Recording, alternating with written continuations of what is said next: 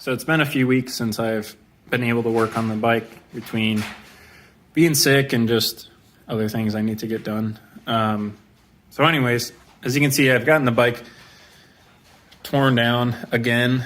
I feel like I start a lot of these videos with it torn down, but after I put a few heat cycles through it, I needed to retorque the heads. So in order to do that, you have to drop the motor down, and I have to take the blower off to do that. So I retorqued the heads, and I figured since I got it all torn apart, I said in the last video that I want to move the burst panel to the other side and then move the vacuum line for the boost gauge to this side. And there's a couple changes I do want to make to the plenum while I have it off, so I'll show you those once I actually get to it. So I'm going to get the plenum pulled off and then we'll get started.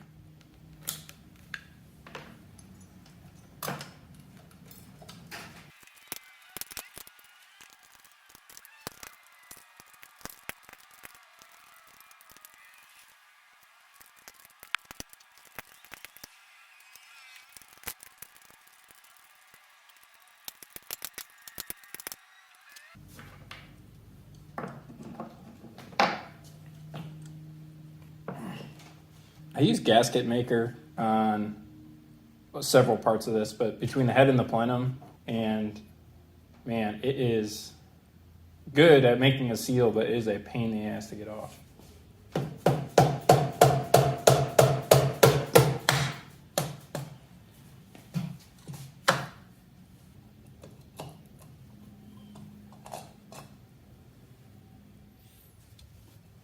I got the plenum off the head. I don't know if I've showed this up close before, but it's pretty straightforward. V-band going to the charge pipe. Our push to connect fitting going to the boost gauge. And then typically this has a spring, this spring, with a bolt on the top of it. But I was making sure I didn't have any vacuum leaks, so I just took the spring off, put a bolt through it, and sealed it just to make sure it was actually sealing. But I'll go ahead and take this off, take this fitting off, and then I think I'm just going to hacksaw each side off, clean it up, and weld them back on the other sides.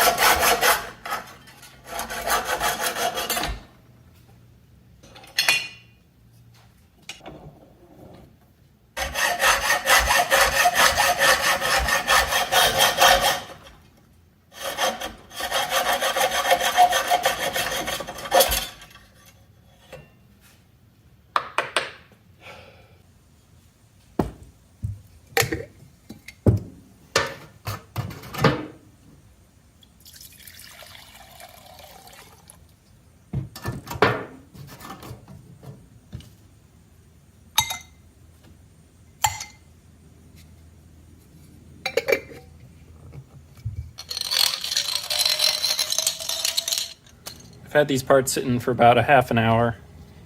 I'm just trying to get off any marker or old gasket or anything like that, polishing compound. Just because aluminum welding is super finicky. It'll pull any junk straight to the surface that's left on or embedded in the part. So this should help.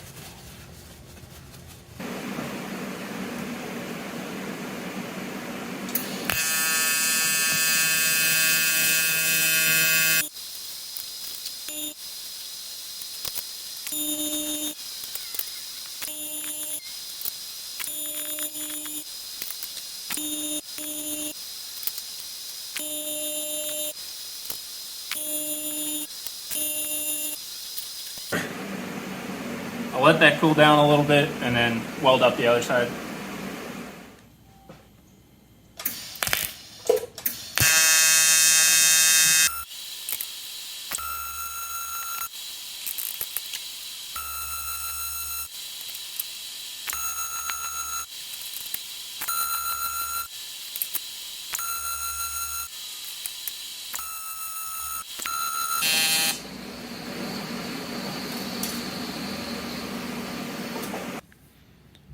All right, plenum's all welded back up.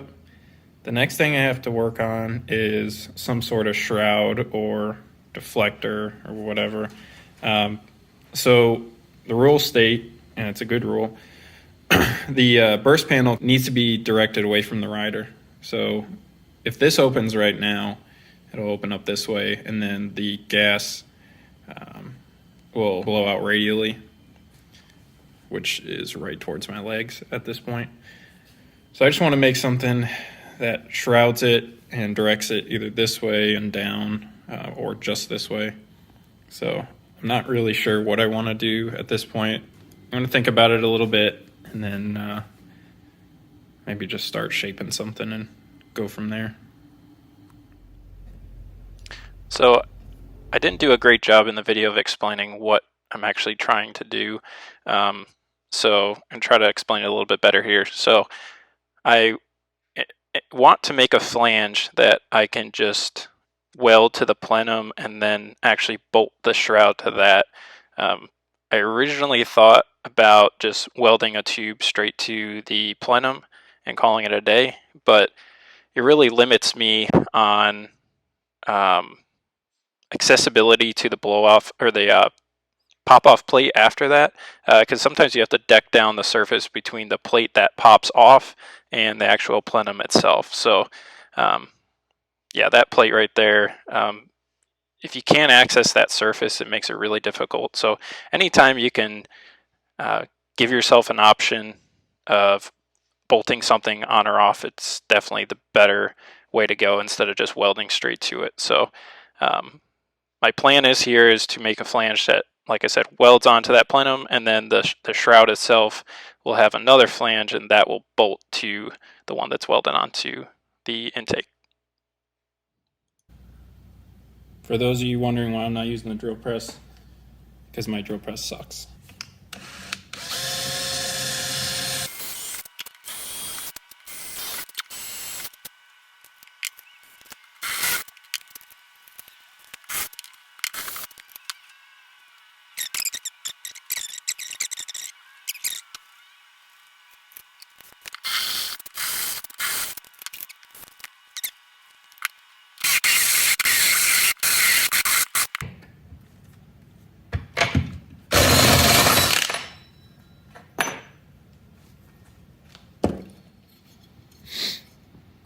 Well, that's not going to work.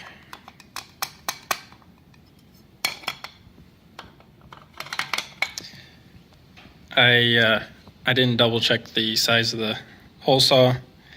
I wanted a 2 1/8, and it's 2 1/4. So,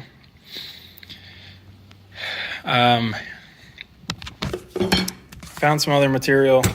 It's 3/16. We're just going to use this instead. All right, after messing with this a little bit more last night, I decided to make my life a little bit easier and just model up the part in Fusion 360 and print out the template for it. So what I'm going to do now is just glue this to the aluminum, mark out my holes so they'll be in the exact right spot, and then go ahead and cut this piece out.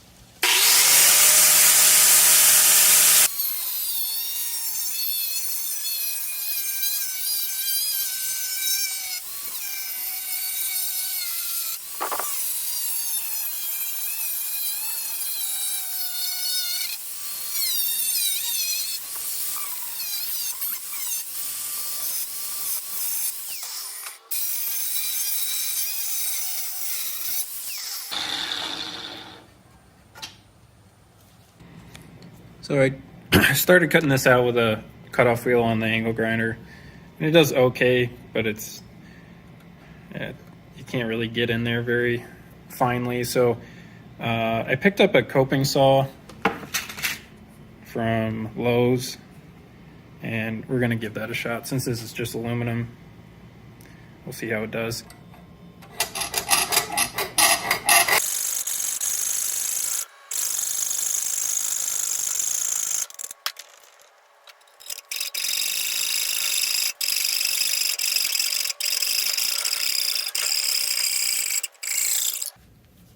Well, that worked surprisingly well.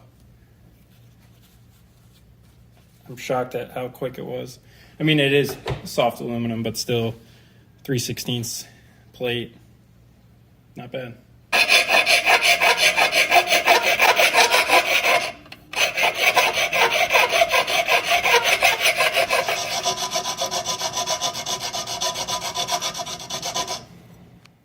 All right, I have both of my flanges cut out. This is the inner flange and outer flange. And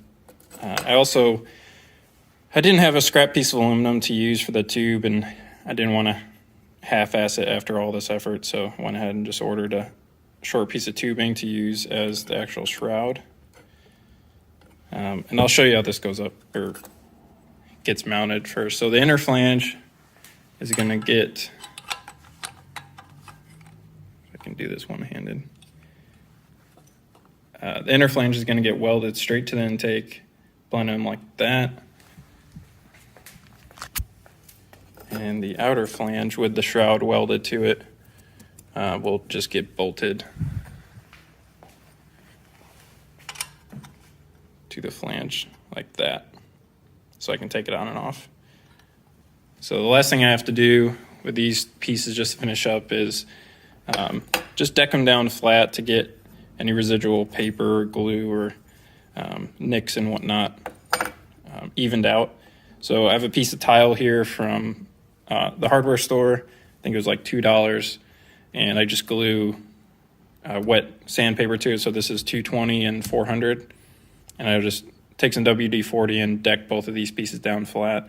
I do this for a lot of things, cylinder heads, any gasket surface that might be messed up. It works really well, and it's a really cheap option to do it. So I'll go ahead and get these sanded flat, and then I think we'll be good to start welding everything up.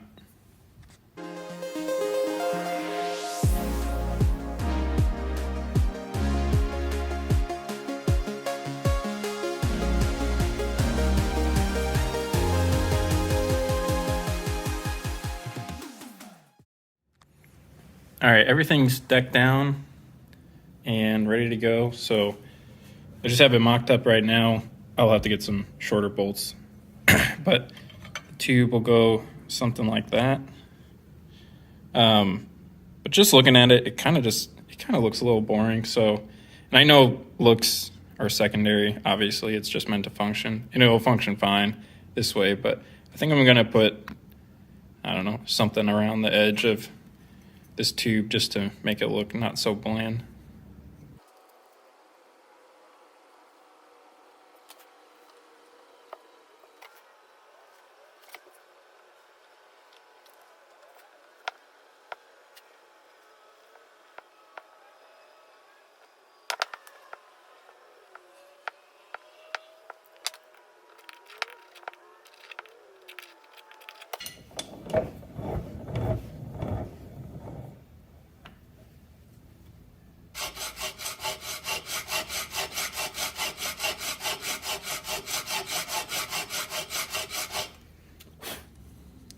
That's what I ended up with.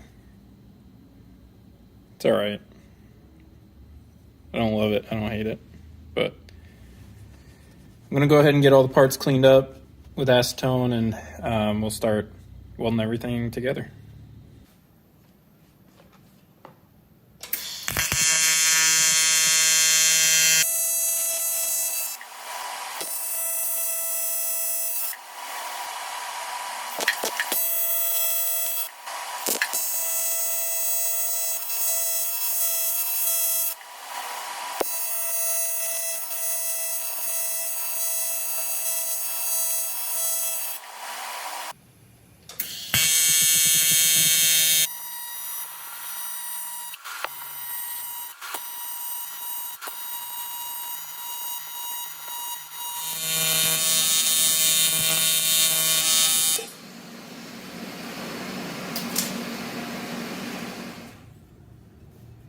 Okay, so I have my flange welded onto the plenum and our shroud welded onto the outer flange.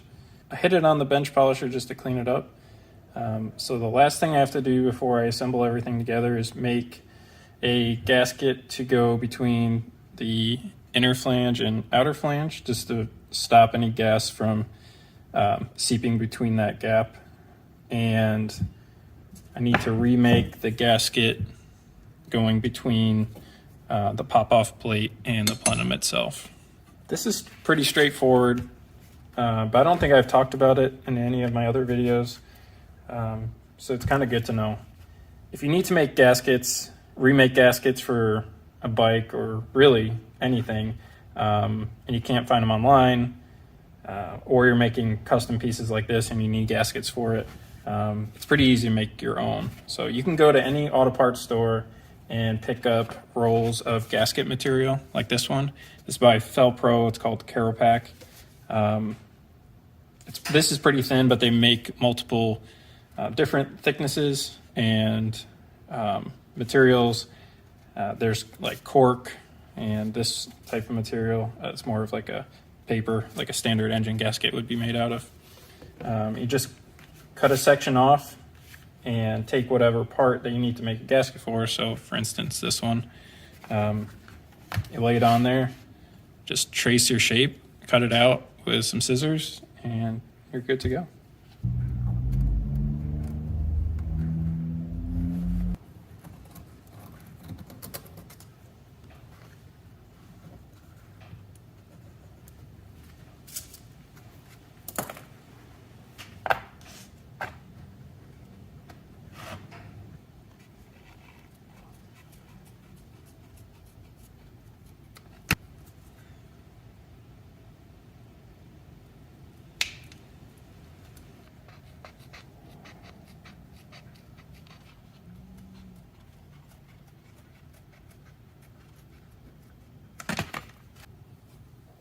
So my gasket's cut out, so I am good to start reassembling.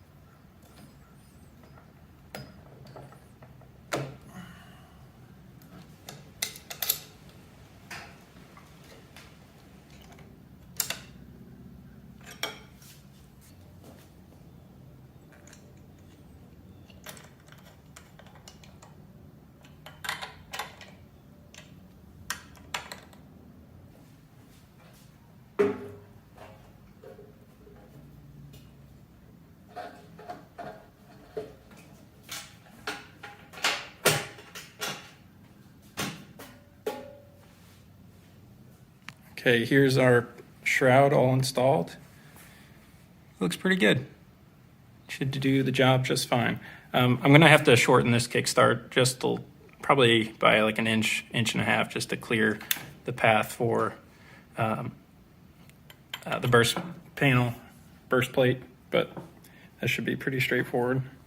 And on the other side here, the vacuum line just routed in next to the clutch cable, and it fit pretty well.